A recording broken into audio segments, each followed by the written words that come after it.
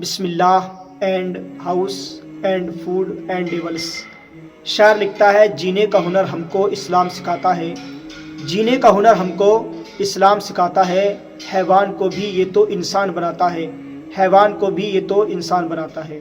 شیطان انسان کو ہر وقت برگلانا چاہتا ہے، ہر وقت گناہوں کے دلدل میں پھنسانا چاہتا ہے، گناہوں کے جال میں پھنسانا چاہتا ہے، ہر وقت ایمان چھیننے کی کوشش میں لگا رہتا ہے۔ سوال یہ ہے کہ ہمارے گھروں میں جو آسے بھوت پریت جن کے اثر ہوتے کیوں ہوتے ہیں؟ ہمارے کھانوں میں برکتیں کیوں نہیں ہوتی؟ رزق میں برکتیں کیوں نہیں ہوتی؟ تو اس سوال کا جواب سنیں۔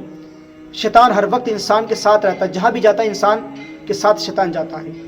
ہر وقت اس کا ایمان چھیننا، اس کو برگلانا، گناہوں میں مبتلا کرنا، مشغول کرنا، یہ شیطان کا کام رہتا ہے۔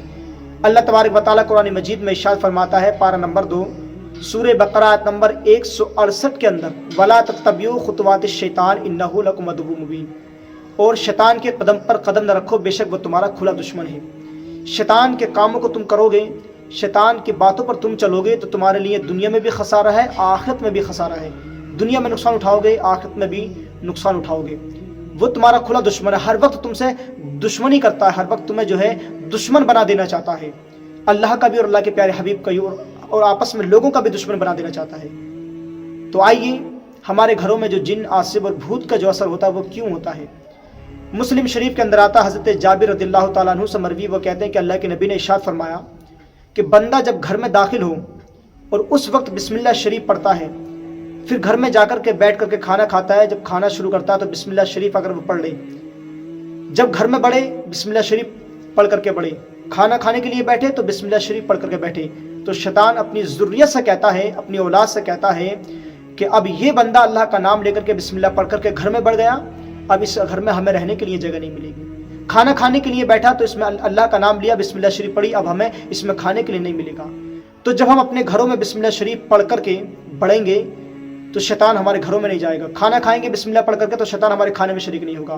اس کے بعد اگر بندہ گھر میں جاتے وقت بسم اللہ شریف نہیں پڑھتا ہے، کھانا کھاتے وقت بسم اللہ شریف نہیں پڑھتا ہے، تو شیطان کہتا ہے کہ اس بندے نے اللہ کا نام لے لیا، گھر میں بسم اللہ شریف پڑھ کر کے نہیں بڑھا، اب اس گھر میں ہمیں رہنے کے لیے مل جائے گا۔ کھانا کھانے کے لیے بیٹھا، کھانے پر اللہ کا نام نہیں لیا، بسم اللہ شریف نہیں پڑھی، تو شیطان اپنی ذریت سے کہتا ہے کہ اب ہمیں اس میں کھانے کو مل جائے گا۔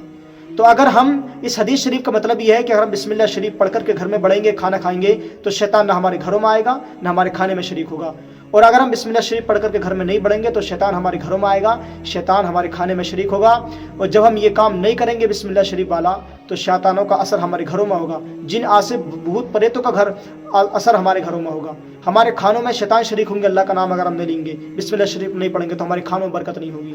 تو اس وجہ سے ہمارے گھروں میں جن، آصب بھوت اور پریت کے اثر ہوتے ہیں، اس وجہ سے ہمارے کھانوں میں برکت نہیں ہوتی ہے۔ تو بسم اللہ شریف پڑھیں گے تو آپ کے گھروں میں کوئی اثر نہیں آئے گا اور آپ کے کھانوں سے برکت ختم نہیں ہوگی۔ اللہ تعالیٰ سے دعا ہے کہ اللہ تعالیٰ ہم سبھی کو ہدایت صراط المستقیم پر چلنے کی توفیق عطا فرمائے۔